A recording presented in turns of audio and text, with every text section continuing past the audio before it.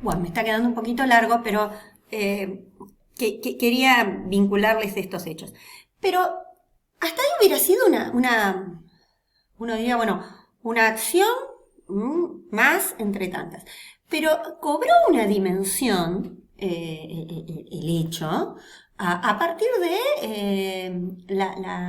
la irrupción por parte del jefe de la policía en el 2018, en el momento en el que, bueno, es más, había un compañero que estaba tocando música, se estaba leyendo el micrófono, se estaba leyendo el documento que se hace siempre en las distintas organizaciones, es decir, y se estaban pintando con cal, ¿no? Es decir, porque pintan niños, es decir, es una actividad muy... ya era de noche, y bueno, y se acerca, es decir, durante toda la actividad, que llamó mucho la atención, habíamos sido recorridos y habíamos sido fotografiados, ¿no? Entonces, aparece el subcomisario, se presenta y recupero los términos. Dice, bueno, invita a que se dejen de pintar porque se estaba produciendo un daño y que dice, no pueden dañar. Me pareció muy interesante recuperar este concepto de dañar el espacio público, ¿no? Esta idea del grafiti, de la pintura como el daño del espacio público, porque implica esta irrupción del orden, ¿no? Pensaba en Basquiat, ¿no? Un artista callejero que hoy por hoy sus obras están en el mercado internacional como una de las obras que más se venden, ¿no?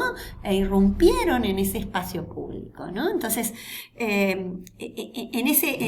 pero no era es decir, no dañaba el graffiti, no dañaba el stencil, lo que dañaba, ¿qué dañaba? ¿No? Entonces dice, no pueden dañar, me tengo que llevar a la gente que está pintando en la comisaría porque es un delito flagrante, por favor interrumpan esta conducta porque si no tendré que actuar, yo no puedo permitir que ustedes continúen pintando. Bien, esta idea del pintar como un hecho de... es decir, estábamos en el 2018, ¿no? Entonces, el tema era qué se deterioraba, qué se dañaba, ¿no? Ahí aparecía esta reflexión sobre ese espacio público y vuelvo a este concepto que compartía del texto de la salvación de lo bello de Ham, estoy buscando el texto de Ham, que lo tenía por acá, en donde hablábamos de lo pulido como un criterio de valoración estética de la contemporaneidad, ¿no? En donde lo pulido, lo impecable, no daña. No hay daño, no hay cicatriz, no hay marca, ¿no? Es más, hay una efervescencia, sí, incluso pensamos en las construcciones de las ideas de cuerpo que se quiere instalar desde ese sentido común que hoy, por suerte, ya está totalmente...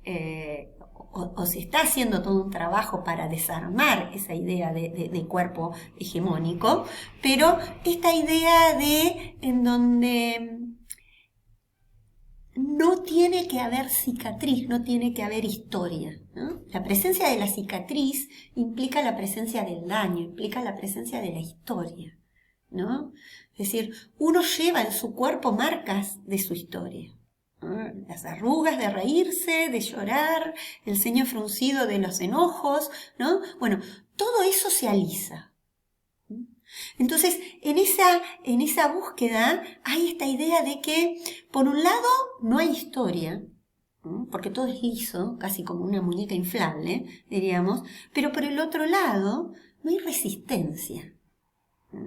No hay posibilidad de un cuerpo que resiste, que habla, que menciona, ¿no? Y tanto el cuerpo como el espacio público, ¿no? Entonces, en ese espacio público no hubo un espacio de tensión, de luchas, ¿no? Es decir, borrar todo ese pasado, ¿no? Y en ese caso, el dañar en este sentido era instalar una profundidad, instalar una cicatriz, instalar un cuestionamiento, una marca que dañaba, instalar la no homogeneidad, señalar el espacio, ¿no? Las marcas en el espacio, las topografías que decíamos, ¿no? Marcar cuando yo empiezo a mirar la ciudad desde otro lugar, empiezo a mirar el espacio desde otro lugar, borrar la memoria, borrar la historia, son maneras de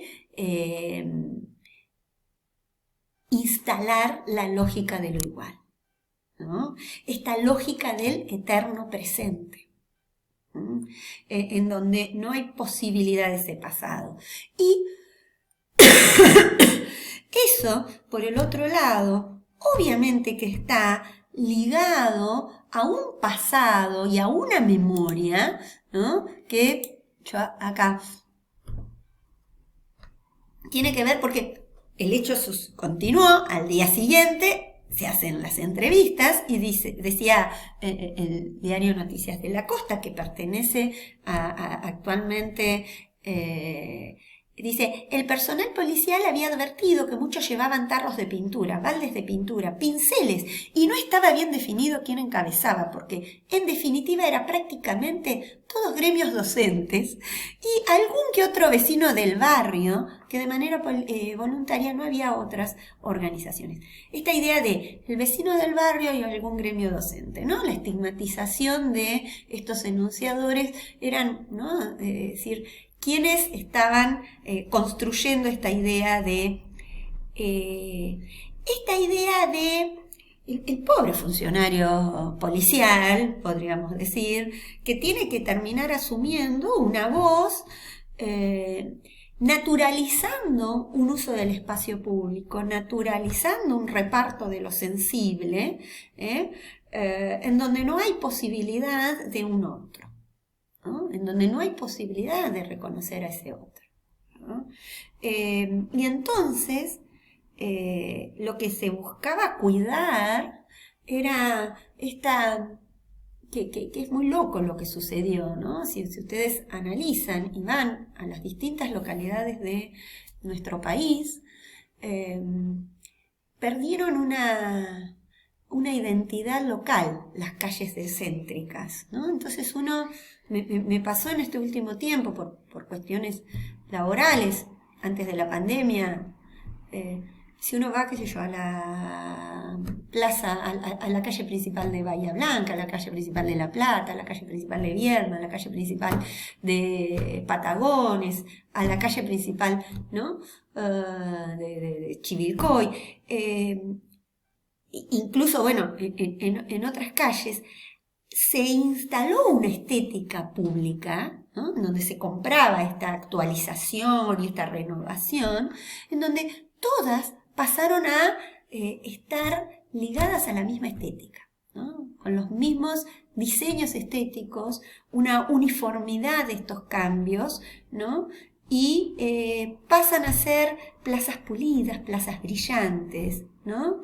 En donde aparece esta idea de, yo digo, plazas pornográficas, ¿no? Calles céntricas pornográficas, ¿no? En donde no hay lugar para estacionar, ¿no? En donde lo que se estimula es una sola mano, ¿no? Para que transiten los vehículos, y luego otros espacios por donde transite la gente para mirar las vidrieras, ¿no?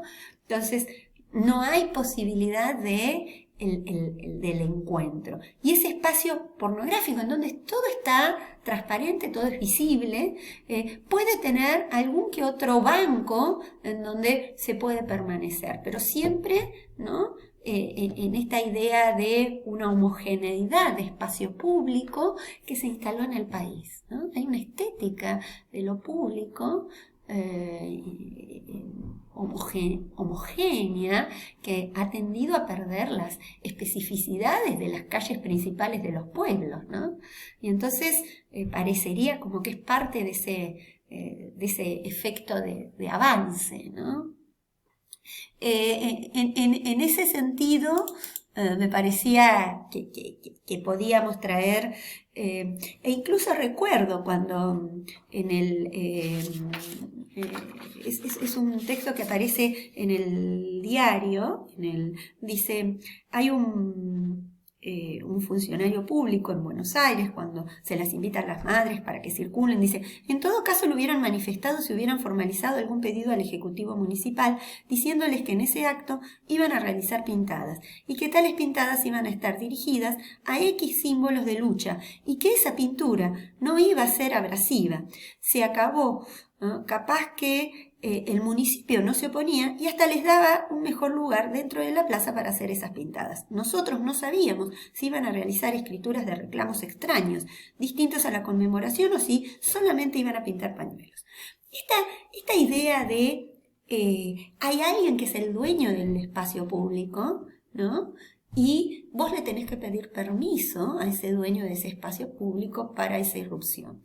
Cuando en realidad el gesto de la irrupción es lo que hacen, no es la pintada, sino el gesto, lo que hace a esa intervención, una intervención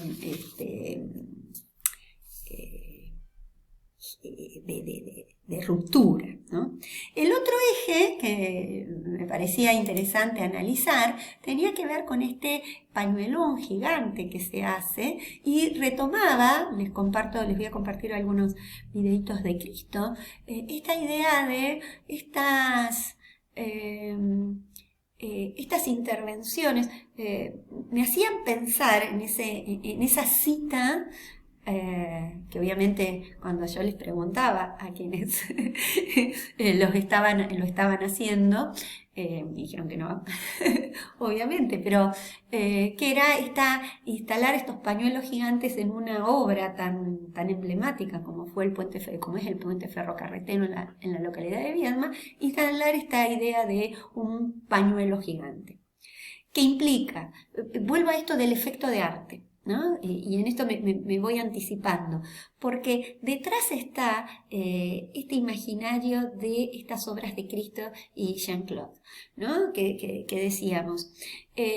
La idea, bueno, del pañuelo verde que surge, ustedes saben que cuando se producen los encuentros nacionales de mujeres, en uno de ellos, el que se produce en Rosario,